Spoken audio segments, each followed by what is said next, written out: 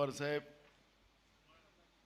शिवसेनेचे सर्वेसर्वा आदरणीय उद्धव ठाकरे साहेब, आदरणीय काँग्रेस पक्षाचे महाराष्ट्राचे प्रभारी रमेश चन्नीथलाजी, संजय राऊतजी, माजी मुख्यमंत्री पृथ्वीराज चव्हाण साहेब, विरोधी पक्षनेते विजय वडेट्टीवारजी, माणिकराव ठाकरेजी, नसीम खानजी आणि सगळी आदरणीय नेते मंडळी, महाविकास आघाडीचं महाराष्ट्रामध्ये 2019ला सरकार आल्यानंतर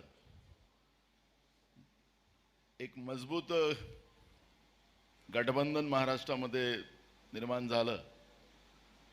अनेक वार महाविकास आघाडीवर केंद्रातल्या तानाशाह सरकारच्या मदतीनं झालं, पण त्याला सगळ्यांना जनतेची लढाई लढून आम्ही उत्तर देत राहिलो।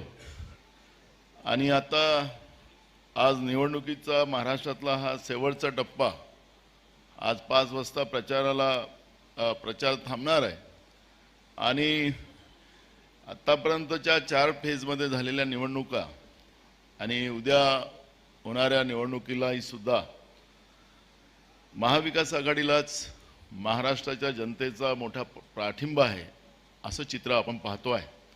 आणि म्हणून भक्कम शक्तीनं महाराष्ट्राच्या आणि देशाच्या विकासाचं जे काही परिवर्तनाचा जो संकल्प लोकांनी घेतलेला आहे त्याला भक्कम पाठिंबा महाराष्ट्राच्या जनतेचा आशीर्वादाने या ठिकाणी मिळालेला आहे।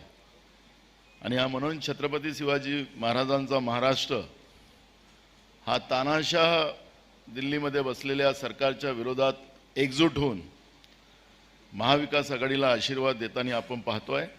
मी पत्रकार परिषदेची सुरुवात करतो आहे।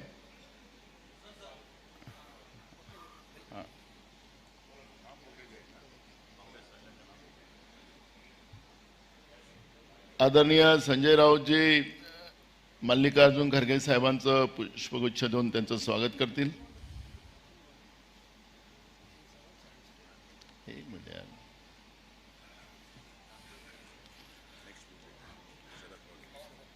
आदरणीय शरद पवार साहेबांचं विजय वडेट्टीवार साहेब पुष्पगुच्छ देऊन त्यांचं स्वागत करतील।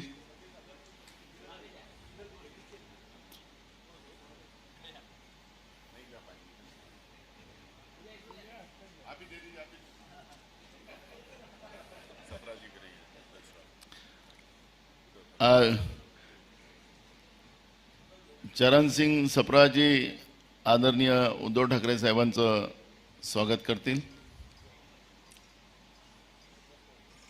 Sir thank you. आदरणीय खरगे साहेब आपल्याला आता पत्रकार परिषदेची सुरुवात करतील। आमचे मित्र मधु कांबळे साहेब तुम्ही सुरू करा, प्रश्न खरगे साहेबांना विचारू शकता। माईक आहे का त्यांच्याजवळ?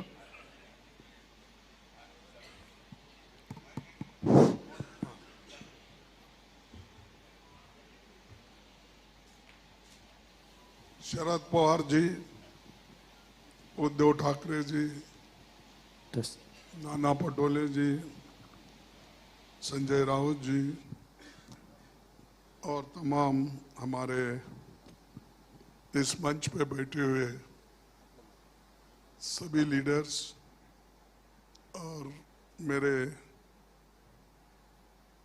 पत्रकार बंधु और सारे साथियों, आप सबको मेरा नमस्कार।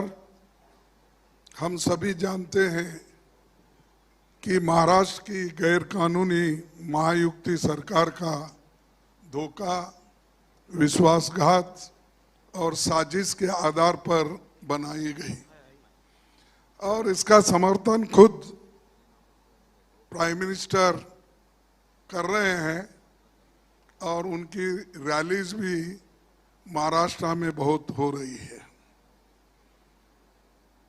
और वो कहीं भी जाते हैं तो लोगों के बीच में दरार पैदा करने की कोशिश करते हैं और हमेशा समाज को तोड़ने की बात करते हैं। तो ये जो देश के लिए उन्होंने एक गलत तरीके से अपना विचार रख के लोगों को जो भड़काने का काम कर रहे हैं, शायद कोई प्राइम मिनिस्टर ऐसा भड़काने का काम नहीं किया होगा। मैं भी 53 साल से पॉलिटिक्स में हूँ, एमएलए बन के और एमपी राज्यसभा बन के मेरे भी 53 साल हो गए। ऑफ कोर्स हमारे शरद पवार साहब हमसे भी 5 साल आगे हैं, क्योंकि वो पहले से ही राजकारण में आए और उन्होंने अपनी ताकत भी रखी महाराष्ट्र में। साथ ही साथ उद्धव ठाकरे जी भी जब आए तब से वो भी पॉलिटिक्स में टिक के रहे हैं। तो मेरा एक ही कहना है कि ये जो विश्वासघात की पॉलिटिक्स चल रही है और मोदी सरकार ने संविधान संस्थाओं का दुरुपयोग कर रही है, धमकी, ब्लैकमेल और लालच से विपक्ष दलों में फूट डालकर उन्हें तोड़फोड़ किया जा रहा है। ऊपर से अन्याय ये हुआ है कि जो असली दल है उनसे उनका पार्टी सिंबल छीनकर भाजपा को समर्थन करने वाले दलों को दिया गया। यानी आप बोलेंगे तो ये कोर्ट का फैसला है, सीईसी का फैसला है। सब चीजें मोदी जी के इशारे पे चलते हैं, इसमें कोई दो राय नहीं है। वो जो कहते हैं वही होता है, लेकिन इस बार इलेक्शन में वो नहीं होगा। ये जनता की लड़ाई खुद जनता लड़ रही है उनके खिलाफ, और इस लड़ाई में जनता जीतेगी और इनके जो कारनामे हैं उसके ऊपर अभी लोग बहुत नाराज हैं और यहाँ तक कि डेमोक्रेसी की बात बार बार वो करते हैं, लेकिन डेमोक्रेसी के तहत नहीं चलते। मैं सुना यहाँ पर कॉरपोरेशन के इलेक्शन भी 2 साल से नहीं हुए। यही डेमोक्रेसी है मोदी जी की। तो ऐसे कई चीज उन्होंने यहाँ पर महाराष्ट्र में नहीं, हर जगह ये काम किए हैं। और उनकी तोड़फोड़ नीति सिर्फ महाराष्ट्र तक की नहीं, पहले उसका वार हुआ कर्नाटक पर, उससे पहले वार हुआ मणिपुर में, गोवा में, और हमारे मध्य प्रदेश में, हर जगह।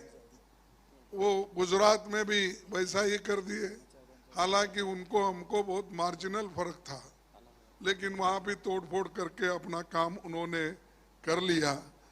तो ये उनकी एक नीति है, तो उसके खिलाफ हम लोग गठबंधन के लोग लड़ रहे हैं मजबूती के साथ। और महाराष्ट्र में तो बहुत ही मजबूत है। मैं समझता हूँ 48 में सीट, यहाँ पर 48 सीट में कम से कम हमको 46 तक मिलेंगे, ऐसी एक हवा है और जनता खुद बोल रही है। इस बार मैं ये नहीं कहूँगा कि वो 0 पे रहेंगे, कुछ ना कुछ उनको मिलेगा जो बागी लोग हैं। लेकिन हमारी जो गठबंधन की पार्टियां हैं वो मैक्सिमम सीट लेकर वो बीजेपी को हराएगी। और दूसरी चीज ये है कि हमने चंद गारंटीज दिए हैं, जैसा कि हम कर्नाटक में दिए थे, हिमाचल में दिए थे, अपने तेलंगाना में दिए थे। वैसा ही ऑल इंडिया लेवल पे इंडिया गठबंधन के साथ बातचीत करके वो तो कॉमन मिनिमम प्रोग्राम तय होगा, लेकिन हमने जो मैनिफेस्टो में दिखाया है कि वो खास करके नौजवान लोगों को 30 लाख लोगों के जो जगह खाली है वो भर्ती करने का, पहली नौकरी पक्की करने का, और गिग वर्कर्स के लिए सामाजिक सुरक्षा देने का, मनरेगा के तर्ज पर सिटी में अर्बन एरियाज में भी लोगों को काम देने का, और जो खास करके अपने युवाओं को जहां काम नहीं है उनको वहां पर हम ट्रेनिंग देकर 1 लाख रुपए सालाना उनको स्टाइफंड देके हम उनको भी ट्रेन कर रहे हैं। उसके अलावा जो महिला महालक्ष्मी योजना, ये बड़ी योजना है हमारी, और इसमें 1 लाख करोड़ रुपए महिलाओं को हम सालाना देंगे जो मुखिया घर की होती है, सॉरी 1 लाख रुपए।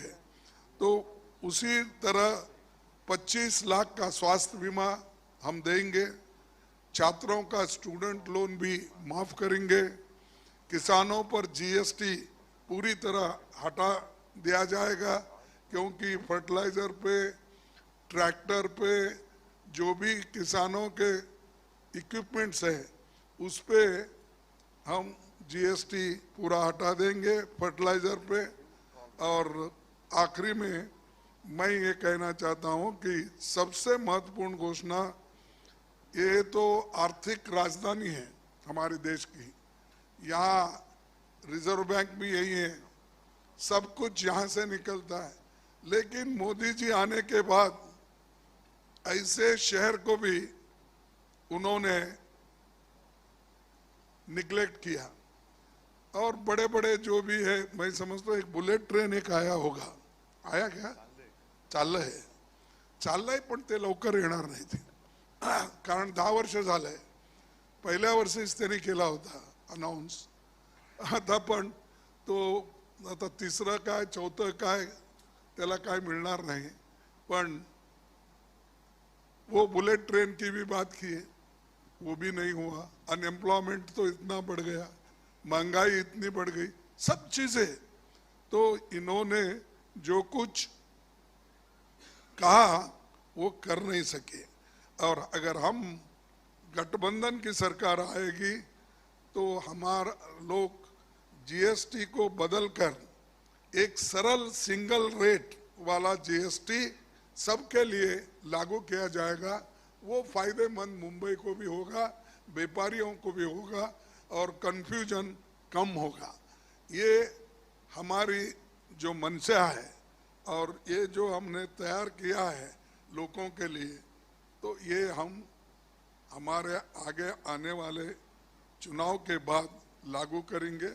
और मैं ये कहूँगा कि खास करके आज गठबंधन के तरफ सभी लोग देख रहे हैं, और गठबंधन पार्टी के लोग इस बार अपनी सत्ता जमाएंगे, और बीजेपी को कुछ नहीं मिलने वाला है, क्योंकि वो बहुत कुछ बोल रहे हैं। कल तो बहुत भाषण किए उन्होंने, और बहुत से गालियां भी अपोजिशन को उन्होंने दी, तो हर वक्त हमको देशद्रोही बनाते हैं, वो देशभक्त बनते हैं। और दूसरी एक है कि जो मोदी ने हमेशा बोल रहे हैं कि 5 केजी राइस मैं फ्री 80 करोड़ लोगों को दे रहा हूं, तो हम उसको डबल करेंगे आने के बाद। और खासकर जो गरीब लोग, क्योंकि मैं उड़ीसा गया था, तो उसी वक्त उड़ीसा और दूसरे जगह जाने के बाद मैं देखा कि ये मिल के हम करेंगे, हम मिनिमम कॉमन प्रोग्राम में भी इसको लाएंगे, और इस बार 5 के बजाय 10 केजी हम लोगों को देंगे। ये तो food security act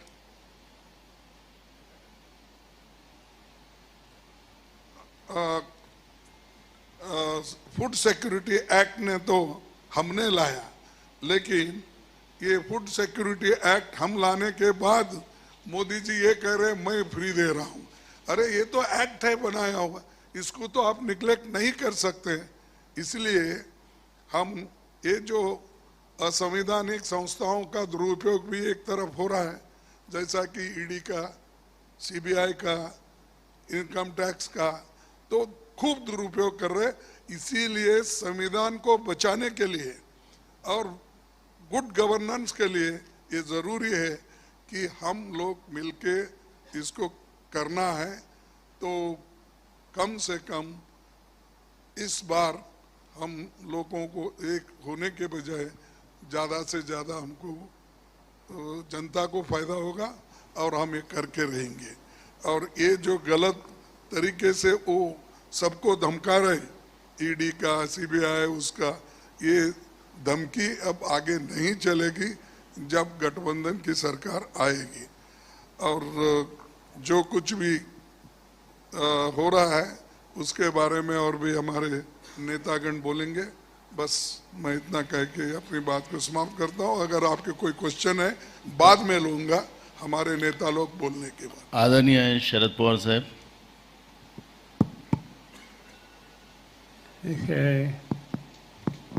One issue was raised regarding Full Security Act. In fact, in 2004, under Manmohan Singh, Dr. Manmohan Singh, when we had taken responsibility to run the show, that time the full situation in the country was quite serious. In fact, I recollect as the then food minister, I had to import wheat and rice from some of the countries. That was the situation. But Dr. Manmohan Singh said today, we took a challenge. We had grown better prices essentially for communities. Then we have provided fertilizer, seeds, and all other activities. And until this situation was changed, after 10 years, when we have handed power to the new people, India was a self-sufficient in food security. India became the largest producer, second largest producer of the wheat in the world. India becomes the largest producer of rice in the world. That was the situation which in our regime ultimately we resolved.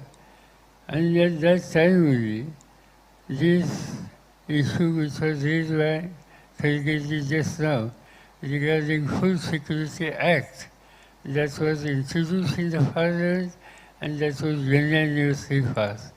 So whatever Mr. Modi might be saying today is that we have taken this major decision, that is not at all correct.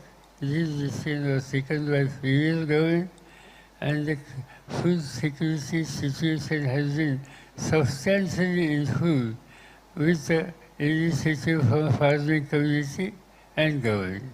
Thank you. आदरणीय उद्धव ठाकरे साहेब।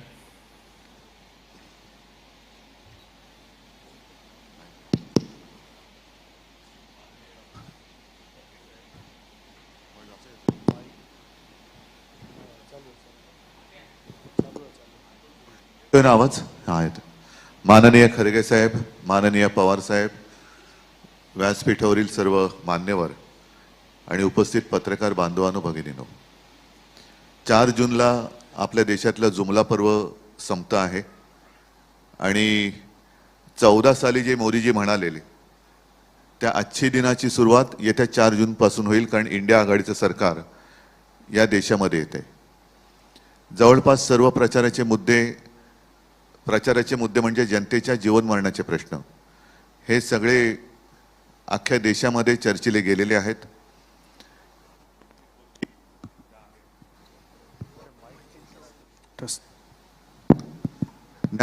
हा मध्ये येतोय, नाही येतो आवाज, नाही तर ठेवतो.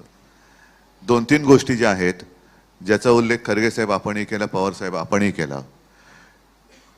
एक तर शासकीय यंत्रणांचा दुरुपयोग जो होतो आहे, म्हणजे भ्रष्टाचाराचे आरोप करायचे, पूर्ण व्यक्तीला बदनाम करून टाकायचं, पक्षात घ्यायचं आणि त्याचा सन्मान करायचा. महत्त्वाचा मुद्दा जो मी माझ्या कालच्या भाषणात सुद्धा मांडला की महाराष्ट्राला हे बदनाम करतायत, महाराष्ट्राला लुटतायत आणि मुंबई हे देशाचं आर्थिक केंद्र हे त्यांना बघवत नाहीये. मुंबईची लूट करायची आणि सगळं काही गुजरातला घेऊन जायचं, ही मुंबई आणि महाराष्ट्राची लूट आपलं इंडिया आघाडीचं सरकार थांबवेल आणि परत एकदा महाराष्ट्राचं वैभव जेवढं होतं त्याच्यापेक्षाही अधिक कित्येक पटीने हे महाराष्ट्रात आम्ही परत आणू. सध्या एकूणच जो कारभार चाललेला आहे असा कारभार जगात कुठेही नसेल. एका घटनाबाह्य सरकारच्या प्रचारासाठी आणि त्यांच्या उमेदवारांसाठी, गद्दारांच्या प्रचारासाठी देशात पंतप्रधान येत आहेत. असं कोणताही देश नसेल की घटनाबाह्य आहे. अजूनही सर्वोच्च न्यायालयाचा निकाल आलेला नाही, सर्वोच्च न्यायालयाने ताशेरे मारलेले आहेत, तरी देखील अक्षरशः लाज सोडून प्रधानमंत्री महाराष्ट्रामध्ये येऊन घटनाबाह्य मुख्यमंत्र्यांना, घटनाबाह्य उपमुख्यमंत्र्यांना सोबत घेऊन हे आपल्या हुकुमशाहीचा प्रचार करतायत. असा प्रकार कधीही कुठे घडलेला नव्हता.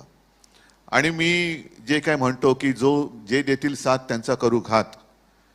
1-1.5 वर्षापूर्वी भारतीय जनता पक्षाचे अध्यक्ष नड्डा हे म्हणाले होते की या देशामध्ये एकच पक्ष राहील. मी कालच माझ्या एका मुलाखतीत म्हटलंय की आम्हाला हे नकली सेना म्हणतात, उद्या RSSला सुद्धा हे नकली संघ म्हणतील. आणि योगायोग असेल काही असेल, खरगे साहेब आजच्या इंडियन एक्सप्रेसमध्ये नड्डा साहेबांची मुलाखत आलेली आहे, त्याच्यात त्यांनी म्हटलं की आता भाजपा हा स्वयंपूर्ण झालेला आहे, त्याला RSSची गरज नाही. म्हणजे आता पुढच्या वर्षीचं 100वे वर्ष म्हणजे 16वे वर्ष धोक्याचं म्हणतात तसं संघाला 100वे वर्ष धोक्याचं होते की काय, कारण संघाला सुद्धा हे नष्ट करून टाकतील. आणि हेच एक कल्ली कारभार हा संपूर्ण देशामध्ये चालू ठेवतील. ही हुकुमशाहीची नांदी आहे. ज्यांनी आपल्याला राजकीय जन्म दिला त्याच पक्षाला, त्याच संघाला किंवा त्या संस्थेला संपवायला निघालेले आहेत. आणि त्याच करता मी जे काल म्हटलं की यांना गद्दारांची घराणेशाही चालते पण प्रमोद महाजनांची चालत नाही, आमची चालत नाही, हा सगळा प्रकार हा घृणास्पद आहे. त्याच्यावरती मी वेळोवेळी बोललेलो आहे.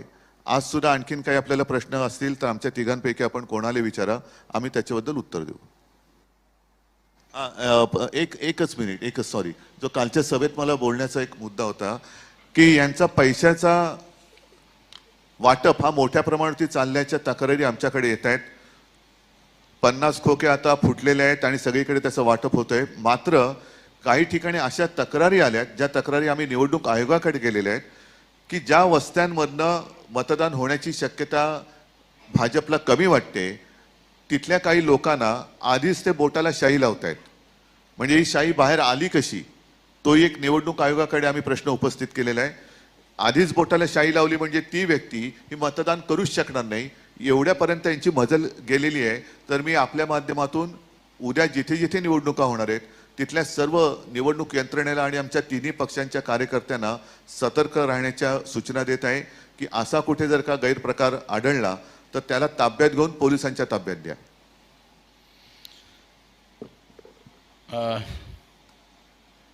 मधु कांबळे साहेब खरगे साहेबांना प्रश्न विचारू शकता. हां, नाही,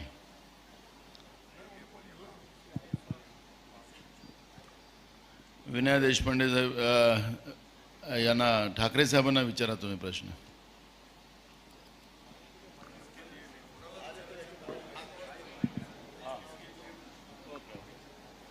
हॅलो, मी विनया देशपांडे, CNN न्यूज 18 मधून. मला तुम्हाला विचारायचं आहे, गेले काही दिवस तुम्हाला, उद्धव ठाकरेजी, तुम्हाला गेले काही दिवस सतत भाजपाकडून पाकिस्तानचा उल्लेख केला जातोय. पाकिस्तानला सतत या इलेक्शनमध्ये आणलं जात आहे. थोडक्यात कालही जेव्हा मोदीजी आले तेव्हा म्हटले की पाकिस्तानमधून ट्विट्स होत आहेत राहुल गांधींच्या सपोर्टमध्ये, किंवा तुमच्या रॅलीजमध्ये पाकिस्तानचे झेंडे फडकवले जात आहेत आणि पाकिस्तानात जल्लोष होईल. तर सतत हे जे पाकिस्तानबद्दलचं नरेटिव्ह बिल्डअप करायचा प्रयत्न केला जातोय त्याच्याबद्दल तुम्हाला काय वाटतं? आणि दुसरा प्रश्न, आत्ता खरगेजी म्हटले की 46 जागा तुम्हाला मिळतील 48 पैकी. मी थोडं करेक्शन करतो, मी तर म्हणतो 48च्या 48 मिळतील.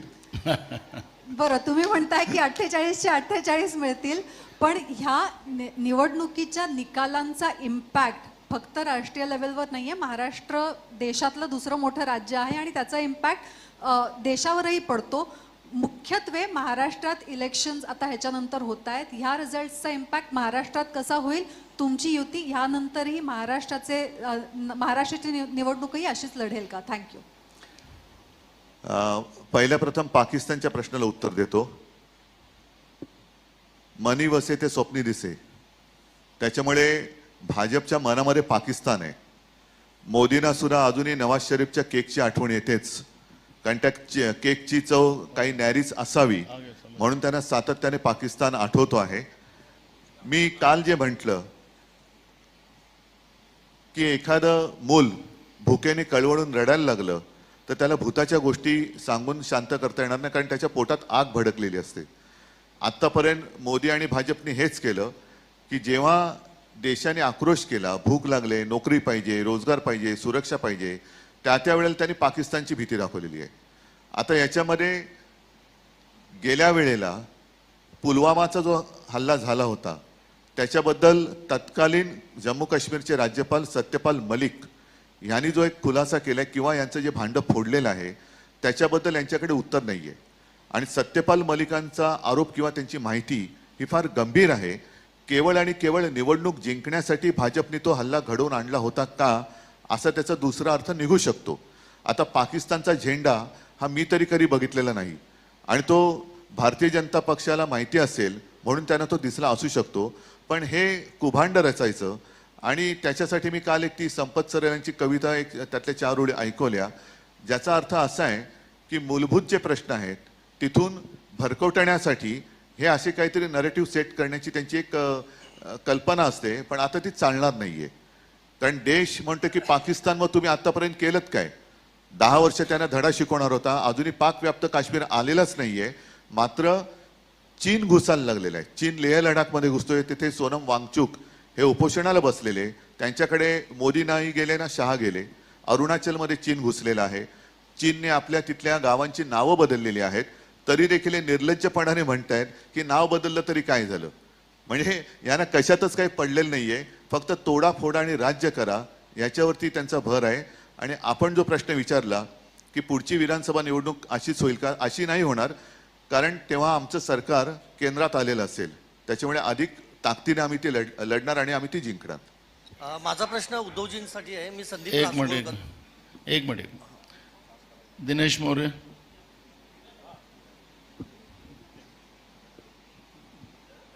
मेरा सवाल उद्धव जी आपसे और उसके बाद खड़गे जी आपसे होगा. पहला सवाल ये कि जेपी नड्डा जी ने जो कहा है कि अब हमें आरएसएस की जरूरत नहीं, अप्रत्यक्ष रूप से कहा, उस पर आपका क्या कहना है?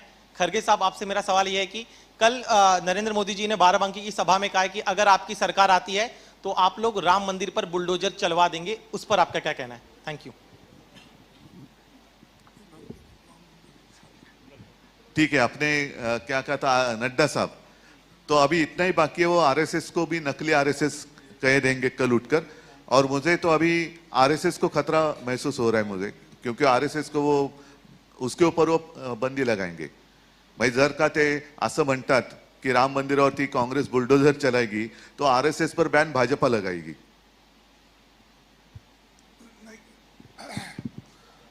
ठाकरे साहब ने अब आपको स्पष्ट किया, बुलडोजर उनकी गवर्नमेंट है. हम किसी को आज तक बुलडोजर लगाया नहीं. और ये जो भगवान की मंदिर जो ट्रस्ट के ओर से बनी है, अभी बनने में है, ये जनता में एक भ्रम पैदा करने के लिए और जनता में एक रोष पैदा करके इंस्टिगेट करने का, ये तो मैं समझता हूँ ये तो इलेक्शन कमीशन उनके ऊपर एक्शन लेना चाहिए. जो इंस्टिगेटिव स्पीचेस करते हैं तो उनके खिलाफ तो कार्रवाई होनी चाहिए. खुद प्राइम मिनिस्टर कर रहे. अगर कोई छोटा मोटा नेता करता तो हम मानेंगे, ये बुलडोजर लगाएंगे, वो लगाएंगे. जो चीज़ें हम नहीं कर सकते, इम्पॉसिबल है, और उसको उन्होंने ऐसा लोगों को भड़का रहे, तो ये कभी नहीं होगा. हमारी गवर्नमेंट आने के बाद हर चीज़ की हिफाजत होगी. ये हमारा जो संविधान कहता है, संविधान के तहत हम चलेंगे. मुस्तफा शेख.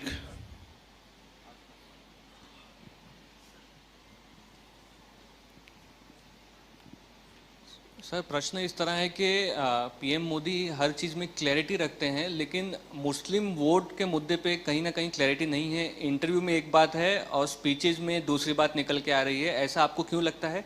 कल राज ठाकरे ने आगे जाके ये कहा है कि जो मुसलमान आपके साथ हैं वो उद्रेकी है या वो सर नहीं उठा पाए 10 साल से, इसलिए आप लोगों के साथ हैं।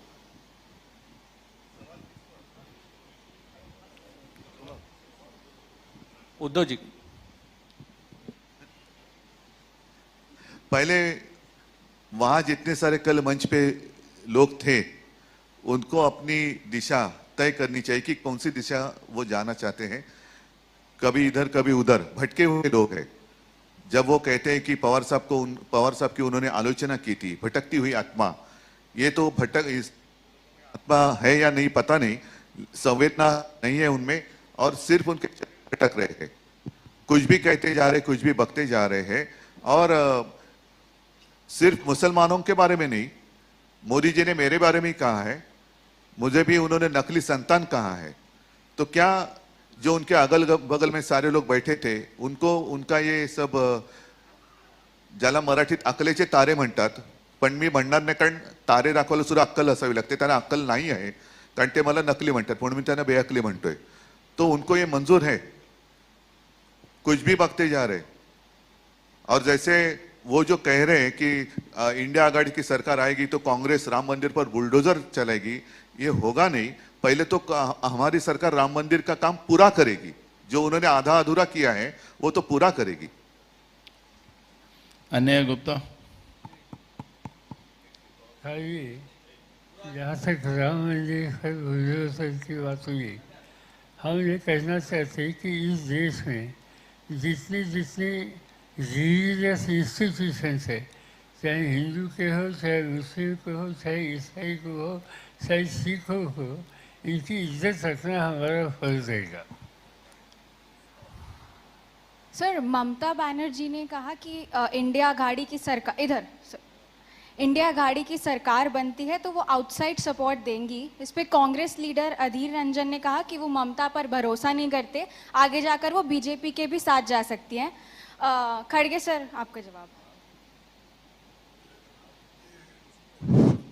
अब ममता जी, पहले तो उन्होंने ये कहा कि हम बाहर से सपोर्ट करते हैं, ये पहले से भी हुआ, बहुत से पार्टियां बाहर से सपोर्ट करते आते हैं। जैसा कि यूपीए गवर्नमेंट था पहले तो 2004 में तो बाहर से सपोर्ट कर रहे थे कम्युनिस्ट। अब उन्होंने ये कहा है, लेकिन रिसेंटली और एक स्टेटमेंट उनका आया है कि अगर सरकार बनती है तो सरकार में हम शामिल हो जाएंगे। तो नेचुरली वो गठबंधन के साथ है, ये स्पष्ट है।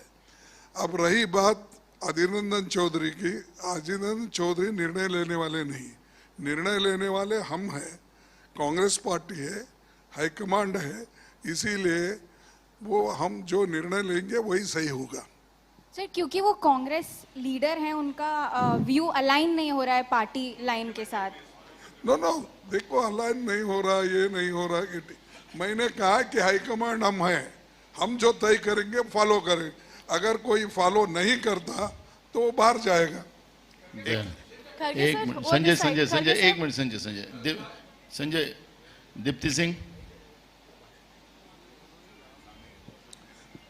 नहीं, वो कुछ कहना चाहते ना, क्या है? संजय को दो। Kharge sir, till yesterday, Mr. Modi was telling that Congress manifesto was nothing but a Muslim League manifesto. And suddenly at the yesterday's meeting, he says that, and he finds out it's a Maoist manifesto. And if at all it has to be implemented, the country will go bankrupt. How do you see this? My second question is to Mr. Sharad Pawar. Pawar साहेब ते कालपासून असं म्हणायला लागलेत, आधीच्याही 3 मीटिंगमध्ये म्हणाले होते की राहुल गांधींनी आता वीर सावरकरांबद्दल बोलायचा, त्यांचा अपमान करण्यासंदर्भात बोलायचं बंद केलंय इलेक्शन पुरतं। या इंडिया ब्लॉक आघाडी आणि शरद पवारांमध्ये धमकी असेल तर त्यांनी सांगावं, लाईफ टाइम मध्ये त्यांनी सावरकरांबद्दल काही बोलणार नाही। How do you see this? म्हणजे this is a narrative being set basically again to say that की तुम्ही सगळेजण जे हिंदू, त्यानंतर राम मंदिर असेल किंवा आर्टिकल 370 असेल, याच्या विरोधातून एक नरेटिव्ह सेट करतायत, आम्ही फक्त त्या बाजूनी केलेले आहेत। गौर से आजचा इलेक्शनचे जे मुद्दे आहेत त्याच्यावरती वीर सावरकर हा इश्यूच नाही, ज्यामुळे जो इश्यू नाही आहे किंवा राहुल गांधीच्या संबंधीचं कुठलं भाष्य केलं नाही, ते कारण नसताना एक प्रकारची चिथावणी दिल्यासारखं काम हे मोदी करतात. त्यांचं सवनकालचं इथलं भाषण जाणीवपूर्वक एक धर्मांध प्रवृत्ती वाढेल कशी हे सूत्र त्यांनी नजर समोर ठेवून वक्तव्य केलेलं आहे. आज सामाजिक ऐक्य हा जो विषय आहे तो सगळ्या देशवासियांच्या दृष्टीने अत्यंत महत्त्वाचा आहे आणि प्रधानमंत्री पदाची जबाबदारी ज्यांच्यावर आहे त्यांनी त्या संदर्भात तारतम्य दाखवायची आवश्यकता आहे. दुर्दैव आहे की हे पहिले प्रधानमंत्री आहेत की या संबंधीचं तारतम्य दाखवत नाहीत आणि सामाजिक धार्मिक भाषिक ऐक्याला प्रोत्साहन देत नाहीत. खरगे सर वो दिस साइड. दीप्ति सिंह सर माझा प्रश्न. नहीं ठीक है आपका बोलना. देखिए मोदी जी की आदत है झूठ बोलना और आपके पास बहुत सबूत है, मैं बोलने की जरूरत नहीं. काले धन का सबूत है, 2-2 करोड़ नौकरी देने का सबूत है, एमएसपी का नहीं एमएसपी लागू करने का और किसान की आमदनी दुप्पट करने का, ऐसे कई हैं. ये सब झूठ है, आपको भी मालूम है. और ये भी ऐसा ही बोला कि जब हमारी इलेक्शन मैनिफेस्टो निकली तब उन्होंने बोला ये इलेक्शन मैनिफेस्टो ये मुस्लिम लीग की है. अब आज बोल रहे हैं वो माओ की. अरे किसी एक पे तो टिक के रहो कम से कम. मोदी जी आपको सलाह देने वाले कौन है मुझे मालूम नहीं. क्या खुद का सलाह से आप बात करते हो? खुद की आत्मा इसी बोल रही है, क्या आप किसी का सुन के बोल रहे हो? ये तो मजाक हो गया. मुस्लिम लीग का ये 5 न्याय है हमारे, क्या मुस्लिम लीग के लिए है? युवा न्याय, नारी न्याय, श्रम न्याय, जनगणति का और किसान न्याय, ये क्या मुस्लिम लीग के लिए है? और उसी तरह से जो 25 गारंटीज हमने बनाई और उसके साथ में और एक बोला कि मैं 5 केजी के बजाय 10 केजी बना रहे, क्या ये मुस्लिम लीग के लिए है? तो ये ऐसी चीज़ें ये बोल बोल कर लोगों को झूठी बातें बोलकर आज तक वो लोगों को मूर्ख बना रहे. भाई मूर्ख आप बहुत दिन नहीं बना सकते, चंद दिन के लिए चंद लोगों को बना सकते हैं, सब लोगों को सब टाइम आप मूर्ख नहीं बना सकते. तो ये जो माओइज्म का बोल रहे, अरे हमारा तो पार्टी सेंट्रलिस्ट है, सबको मालूम है. नेहरू की आइडियोलॉजी पे हम चल रहे हैं डेमोक्रेसी में. महात्मा गांधी जी के आशीर्वाद से जो हमको मिला है उपदेश उस पे हम चल रहे हैं. ये सब छोड़ के माओ के जैसा है तो तुम माओ के बाप हो ना. अब तो आप तो ऐसे हो कि हर चीज पे हमला बोलते हो. तो ऐसे लोगों से देश बहुत दिन नहीं चला सकते. अब तो खत्म होने पे है. ऐसा उनका 100 बकना हमारा एक करना बराबर है. खरगे सर एक सवाल मैं आपसे जानना चाहेंगे. खरगे सर एक सवाल आपसे जानना सॉरी चाहेंगे. सर एक मिनट. बीच में आपने जो सवाल पूछा था ना, कल किसी ने मंच से कहा था मुसलमान हमारे साथ आ रहे हैं, तो जिन्होंने वो सवाल पूछा तो मोदी जी को कहो पूछो कि उनको अगर आपने साथ लिया है तो उत्तर भारतीय और जैन लोगों को आप जवाब क्या देंगे? Kharge sir this way. Sir एक सवाल आपसे जानना चाहेंगे, क्या कांग्रेस दिल्ली में आपसे दूरी बना रही है? क्या केजरीवाल को कांग्रेस सपोर्ट करेगी? अलग अलग स्टेट में अलग अलग अलायंस है. हम सिर्फ दिल्ली में 3 सीटों पे अलायंस है, चंडीगढ़ में अलायंस है. बाकी कहाँ पर हमने उनको सीट एडजस्ट करके दिया है, गुजरात और इसमें हरियाणा में, वो हम वहाँ पर काम करेंगे. जहाँ पर हम पंजाब में लड़ रहे हैं एक दूसरे से लड़ते रहेंगे. ये डेमोक्रेसी है, ये तो ऑटोक्रेसी नहीं है. जहाँ हम जम सकते हैं बराबर वहाँ एक दूसरे की मदद करके बीजेपी को हराने के लिए जो करना है हम करेंगे. मी उद्धवजी- थोडंसं माझं please please please please please please please मी फक्त थोडंसं एकदा मला थोडं कॉपरेट करा आपण पण बोला सर. मी सिंग तुम्ही एकदा प्रश्न विचारा तुमचा. उद्धवजी नमस्कार. मी 2 मिनिटं. उद्धवजी नमस्कार, मी दीप्ती सिंग मिड्डे. मला हे विचारायचं आहे, at the end of your address आपण म्हणालात की काही काही ठिकाणी असे कंप्लेंट्स आले आहेत की जिथे लोक वोटिंग नाही करत आहेत त्यांच्या हातावर शाही लावून हे करतात. ही मुंबईची एरिया आहेत आणि ह्याच्यावर ऑफिशियल कंप्लेंट झाली आहे का आपल्याकडून? हो, जिथे जिथे आमच्या लक्षात येते मुंबईमध्ये तसं घडलेलं नाही, पण मुंबईमध्ये घडेल, कारण मुंबईच्या बाहेर जिथे मतदान झालेलं आहे तिथल्या काही तक्रारी आमच्याकडे आलेल्या आहेत. म्हणून आजच मी आपल्या माध्यमातून म्हणजे चॅनल्स आहेत त्यांच्या माध्यमातून जनतेला सुद्धा सावध करतोय, कारण असं करणं म्हणजे आपलं भविष्य आणि आपला देश विकण्यासारखं आहे. अभिनय देशपांडे. सर राकेश सर एक मिनिट मला कॉपरेट करा, मग मी तुम्हाला जनरल प्रश्न विचारला देतो. ना एक मिनिट मला कॉपरेट करा. राकेश अभिनय तुम्हारा आवाज मोटा है, थोड़ा बोलो. सर तब तक मैं एक सवाल पूछ लेता हूँ. मेरा सवाल जो है खड़गे जी आपसे है. आरक्षण को लेकर के दो बातें हो गई हैं. एक तो मोदी जी कहते हैं कि धर्म के नाम पे आरक्षण वो कभी होने नहीं देंगे, लेकिन मेरा जो सवाल है वो आम जनता से जुड़ा हुआ है. क्या आपकी सरकार आएगी तो आप सभी जो आरक्षण है वो रद्द करके सिर्फ जो आर्थिक रूप से कमजोर हैं उन्हें आरक्षण देने की आप फेवर में होंगे या नहीं होंगे? आपका आरक्षण पे आपकी सरकार का क्या स्टैंड होगा? देखो, हमने जो संविधान में जो आरक्षण दिया गया है उसके साथ है, और जो वीकर सेक्शंस के लिए, इकोनॉमिकली वीकर सेक्शंस के लिए जो 10% बनाए हैं वो नेचुरली वो वैसा ही रहेगा. और हर चीज को हम ये नहीं कहते कि आरक्षण हम दूसरों को देंगे, तीसरों को देंगे. जो जो ये स्टेट सब्जेक्ट्स हैं, जिस स्टेट से रेकमेंड होकर आते हैं उसको तो इलेक्शन अपना backward class commission, SC ST commission, ST commission, ये लोग छानबीन करके भेजते हैं. तो ये तो मुद्दा ऐसा नहीं कि आज आप बोले आप कहे मैं यस बोलूं, ऐसा नहीं हो सकता. इसको एक प्रोसीजर है, और जो रिजर्वेशन अब ऑलरेडी संविधान में है वो तो रहेगा ही, उसको कोई टच नहीं करेगा, कर भी नहीं सकता. अगर करा तो बहुत बड़ा आंदोलन होगा. अभिनय. हॅलो उद्धवजींच्यासाठी माझा हॅलो प्रश्न आहे. सर. अभिनय सर इकडे. हां सर तुमच्या लेफ्ट साईडला sir. Here sir. Abhinay Deshpande from The Hindu. So, well, you have already spoke about Ram Mandir issue. So, would you, every day Prime Minister Narendra Modi is alleging that the Congress would reinstate Article 370 once it comes back to power at center. So, what is your party's stand on Article 370? देखिए, whatever we have promised in our election manifesto, that we will do.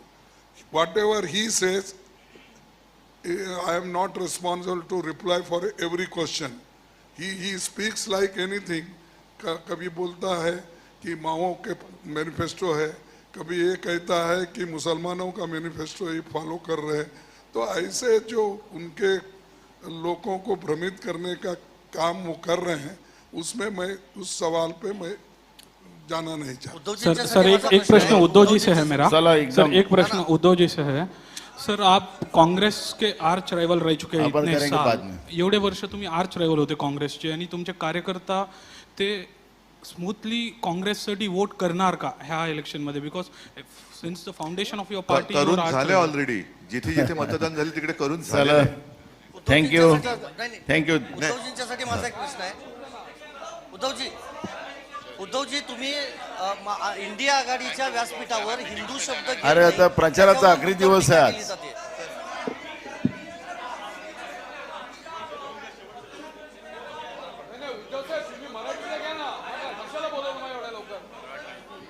Sir मराठीचं चल घे लवकर घे. नाही नाना, उद्धवजींच्यासाठी माझा प्रश्न आहे. सागर बोल लवकर. मी संदीप रासगोळकर TV9 मराठी. तुम्ही माझा इंडिया प्रश्न- आघाडीच्या व्यासपीठावर इंडिया आघाडीच्या व्यासपीठावर हिंदू शब्द घेत नाही, फक्त देशभक्त शब्द घेता, यावरून तुमच्यावर टीका सुरू आहे. आणि दुसरा प्रश्न खरगे साहेब, जे लोक देशभक्त या शब्दावरती आक्षेप घेतात. एकतर ते हिंदू नसतील किंवा देशभक्त नसतील. कारण हिंदू देशभक्त नाहीत हा शोध कोणी लावला? हिंदू काही देशभक्त नाही. देशभक्त असणं हा काही गुन्हा आहे? अत्यंत असा याचा अर्थ असा की आमच्यावरती जे पाकिस्तानचा झेंडा नाचवल्याचा आरोप करतायत ते देशद्रोही आहेत.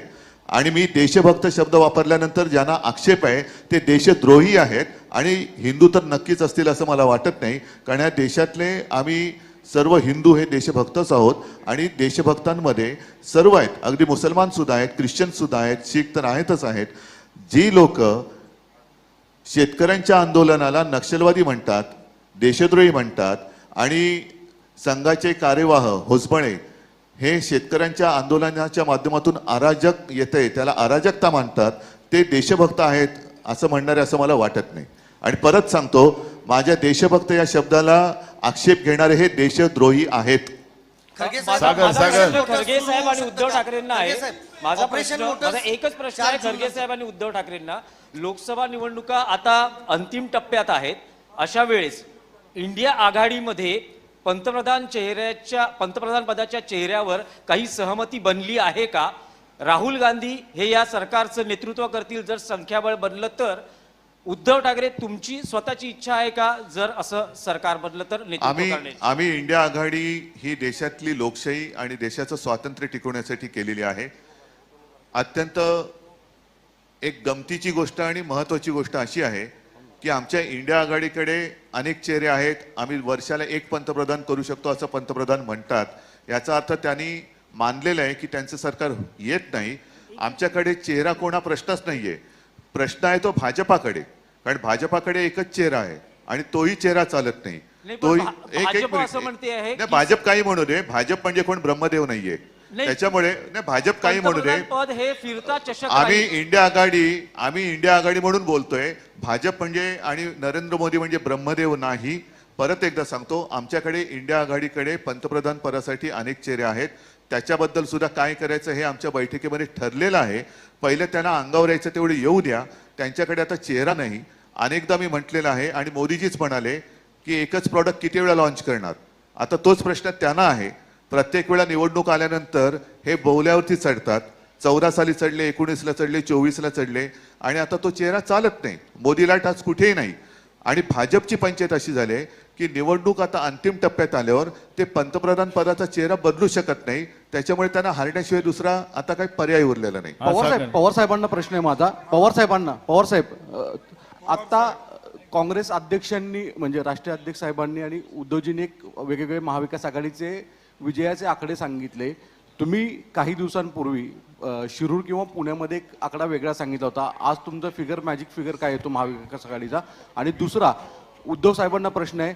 काल राज ठाकरे यांनी थेट सांगितलं की पंतप्रधान झालेच मोदी, कारण की नेहरू नंतर ते होणारे तिसरे पंतप्रधान असतील. त्यावर तुमची प्रतिक्रिया काय? मला नाही वाटत हे लक्ष देण्यासारखं विधान आहे त्यांचं.